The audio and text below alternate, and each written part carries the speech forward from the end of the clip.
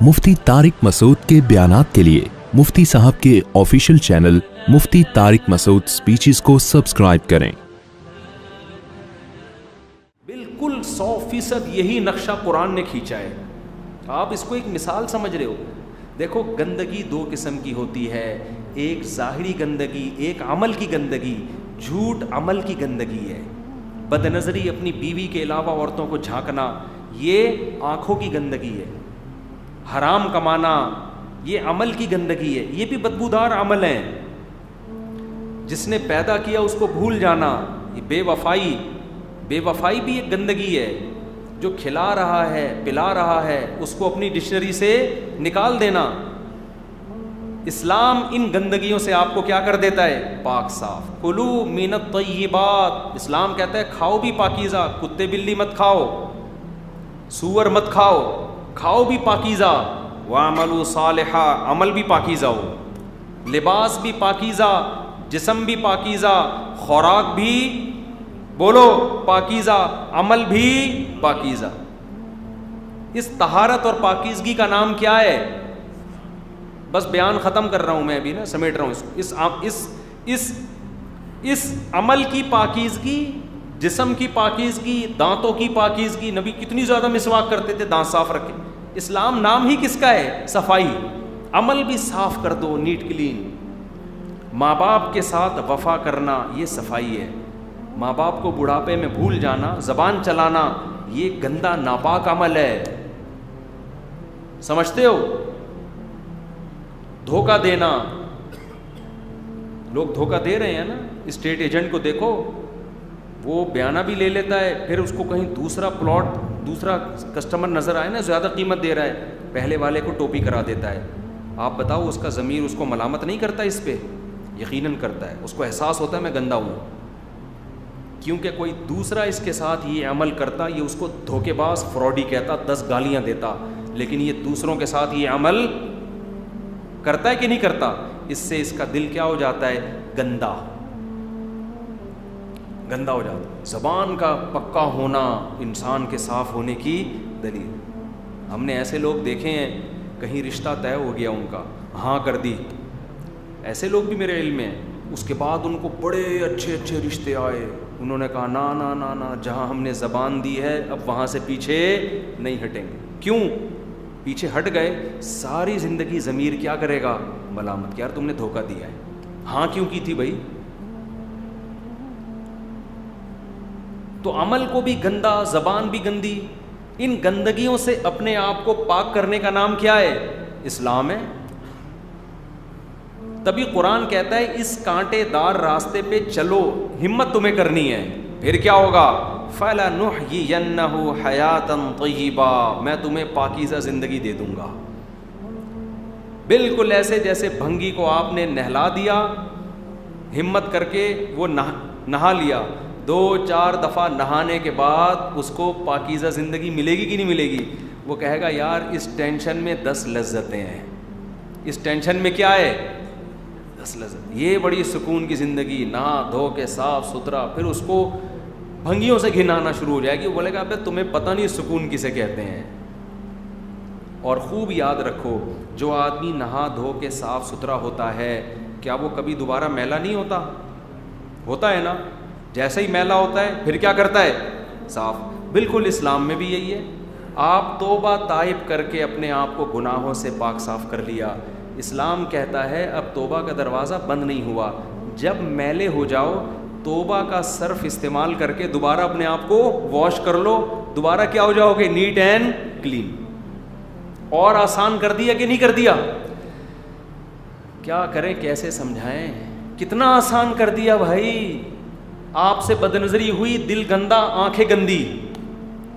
اللہ کہتے ہیں، جیسے ہمارے ایک دوست تھے، انہوں نے اپنے شیخ و مرشد کو، حضرت مفتی رشید احمد صاحب کو خط لکھا کہ میں توبہ کرتا ہوں پھر گناہ ہو جاتا ہے، اب میں تھک گیا ہوں، کیونکہ دوبارہ گناہ ہو جاتا ہے، اب مجھ سے توبہ نہیں ہو رہی۔ تو انہوں نے فرمایا دنیا میں کوئی ایسا بے وقوف دیکھا جو کپڑے دھو کے کہے کہ چونکہ دھونے کے بعد پھر گندے ہو جاتے ہیں لہذا میں کبھی بھی کپڑے بھائی نہیں دھوؤں گا، کیونکہ میں نہا کے نکلتا ہوں تھوڑی دیر میں پھر میلا ہو جاتا ہوں, لہذا اب زندگی میں کبھی بھی نہیں نہاؤں گا. بھائی زندگی میں کبھی بھی نہیں نہایا, تیری بدبو سے 25-30 محلے میں لوگ مر جائیں گے. 100 بار گندا ہو 100 بار نہائے گا. کوشش تو کرتا ہے جب آدمی نہا کے نکلتا ہے صاف ستھرا رہے, سفید کپڑے صاف ستھرے کر کے جب آپ گھر سے نکلتے ہیں کپڑوں کو بچاتے ہیں. کوئی بائک والا جا رہا ہے چھینٹے اڑاتے ہوئے گالیاں دیتے ہیں اس کو, سائڈ پہ ہوتے ہیں, ابھی نہا کے آ جاؤں. ایسے ہی توبہ کرنے کے بعد انسان اپنے آپ کو کیا کرے, بچائے. گناہ نہیں کروں گا, نہیں کروں گا, نہیں ہو جائے کوئی بات نہیں بھائی. توبہ کی ایلفی, توبہ ایلفی بھی ہے صرف بھی ہے. ایلفی کیسے ہے, اللہ سے تعلق ٹوٹ گیا, یہ ایلفی کیا کرے گی, اس تعلق سے آپ اللہ سے تعلق کو جوڑ دے گی. صرف بھی ہے, دھو کے آپ کو پاک اور صاف. اسلام دین فطرت ہے, آپ کو مایوس نہیں کرتا. اس لیے قرآن نے سورہ بقرہ میں انٹروڈکشن کیا کروایا, ہدی للمتقین, جو سیدھے راستے پہ چلنا چاہتے ہیں ان کے لیے یہ ایسی گائیڈنس ہے کہ ان کو سیدھے راستے پہ یہ چلا دے گی, دکھائے گی سیدھا راستہ ہر ایک کو, جو چاہتا ہے اس کو بھی, نہیں چاہتا اس کو بھی.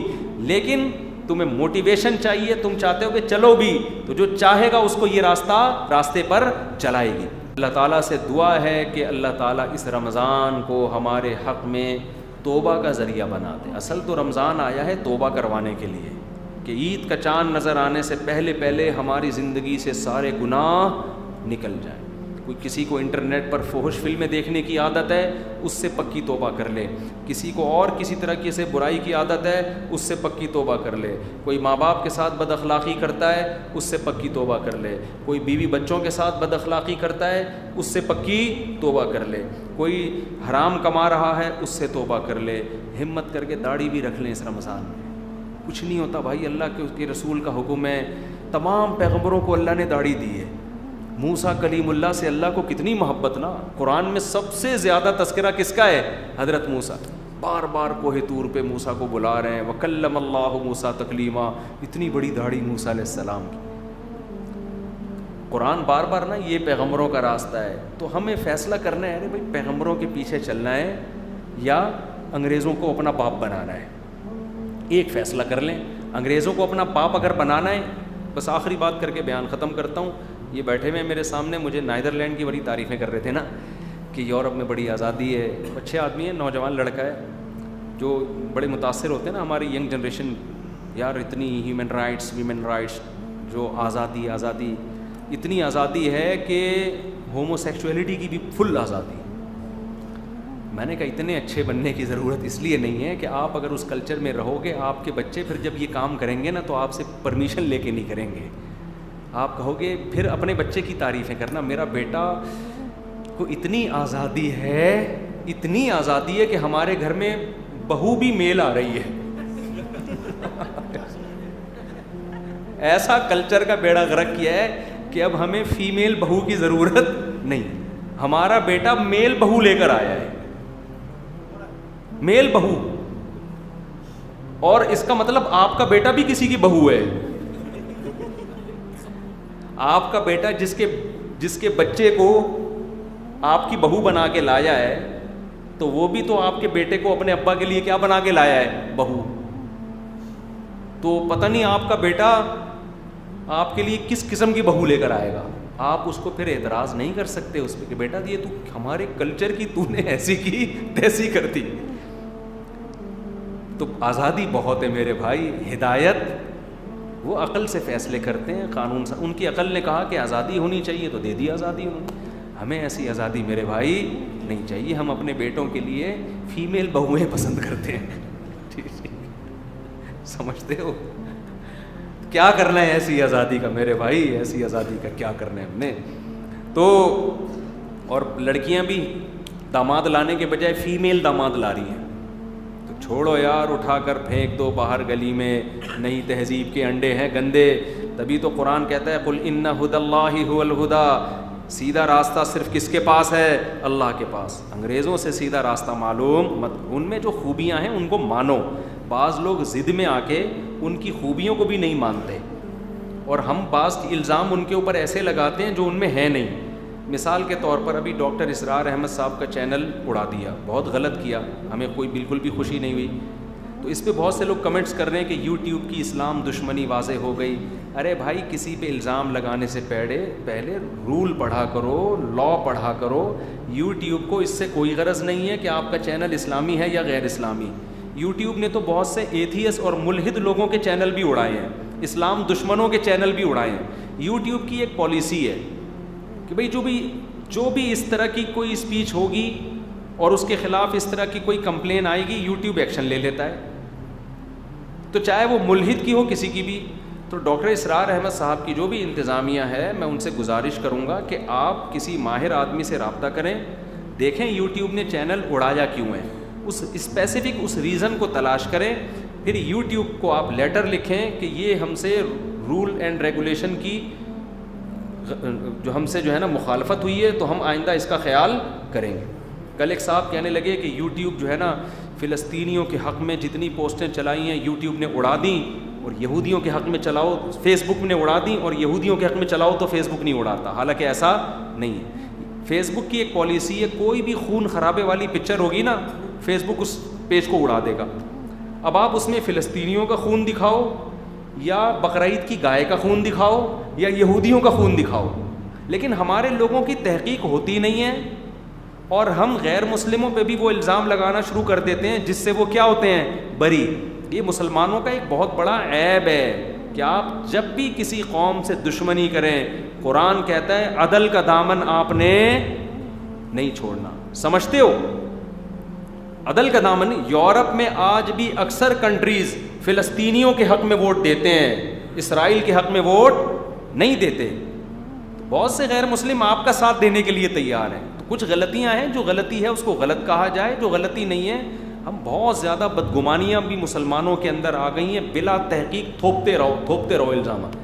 تو کل ایک صاحب سے میری بحث اسی طرح شروع ہو گئی, انہوں نے کہا یوٹیوب اسلام دشمن ہے. میں نے کہا ہوتا تو پھر بعض ایتھیس کے ملحدوں کے چینل اڑائے ہیں, اور میرا جو چینل ہے نا یوٹیوب پہ, اس پہ ملحد لوگوں نے اتنی کوشش کی ہے اس کو اڑانے کی کہ آپ کی سوچ ہوگی, اتنی کوشش کی ہے. لیٹر لکھے ہیں یوٹیوب کو. میرا جو مفتی طارق مسعود اسپیچز ہے نا, جس کے انشاءاللہ اللہ نے چاہا 3 ملین ابھی سبسکرائبر اللہ کرے ہو جائیں, تو 2.8 ملین ہو چکے ہیں. اتنی کوشش کی ہے, اتنی کمپلینز. وہ اس بیس پہ نہیں کہ اسلامک اسکالر ہے, اس بیس پہ کہ یہ نفرت آمیز تقریریں کر رہا ہے. اب نفرت والی چیزیں نکال کے انہوں نے دی ہیں. یوٹیوب کے لا میں وہ قابل نفرت نہیں تھی, اس میں تکلف کیا انہوں نے. تو اس لیے کسی پہ بھی, چاہے یوٹیوب ہو, چاہے فیس بک ہو, چاہے یہودی کیوں نہ ہو, یہودیوں پہ بھی وہ الزام لگاؤ جو ان پہ ہیں.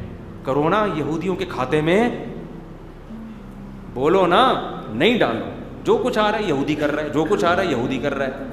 جو چیز ہے وہ آپ غلط الزامات لگاؤ گے نا, تو پھر آپ کے صحیح الزامات بھی کوئی نہیں سن. میں نے خدا نخواستہ اس پہ الزام لگا دیا, اس نے میرے 5 لاکھ روپے کھائے ہیں, بعد میں ثابت ہو گیا غلط. پھر میں اس کو چور بولوں, ڈاکو بولوں, لوگ بولیں گے غلط ہے. ایک الزام جب غلط ثابت ہوتا ہے تو غیر مسلموں کی نظر میں آپ کا امیج بہت خراب جاتا ہے. تو وہ الزام لگاؤ جو بنتا ہے. یہ والا بنتا ہے یورپ میں نا, کہ آپ اپنے بیٹے کو وہاں رکھیں گے, کوئی بھروسہ نہیں آپ کی میل بہو لے کر آ جائے گا. یہ الزام سچی مچی یہ ہے, اس پہ وہ فخر کرتے ہیں کہ ہمارے یہاں ایکچولی آزادی بہت ہے. یہ بہت بڑی برائی ہے اس معاشرے میں. تو جو ہے وہ ہے, جو نہیں ہے وہ نہیں ہے. جی یہ تو نارمل ہو گیا, اللہ بچائے یار. ایسا جرم جو لوط علیہ السلام کی قوم کو اللہ نے تباہ کر دیا تھا.